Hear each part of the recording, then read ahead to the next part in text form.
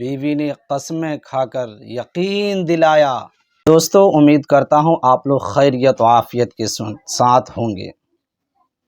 آپ نے تو سنا ہی ہوگا نا، کامیاب مرد کے پیچھے عورت کا ہاتھ ہوتا ہے۔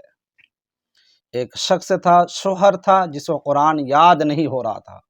اس نے اپنی بیوی سے شکایت کی، بیگم قرآن حفظ نہیں کر پا رہا ہوں، یاد نہیں ہو رہا ہے۔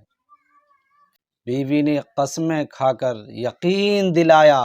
پھر کیا تھا؟ بیوی نے قسمیں کھا کر یقین دلایا کہ اگر آپ 1 سال کے درمیان قرآن یاد کر لیتے ہیں، حفظ کر لیتے ہیں، تو میں آپ کی دوسری شادی دلا دوں گا۔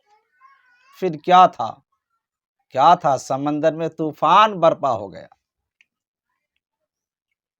اور وہ بندہ 6 مہینے کے درمیان قرآن کو حفظ کر لیا، اور اپنی بیوی کو اگر خوشخبری سنایا، بیگم میں نے حفظ مکمل کر لیا۔ سبحان اللہ۔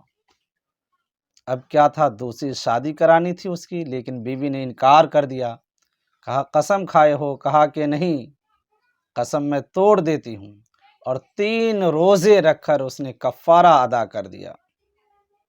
تو اس لیے کہا گیا ہے، کامیاب مرد کے پیچھے عورتوں کا ہاتھ ہوتا ہے۔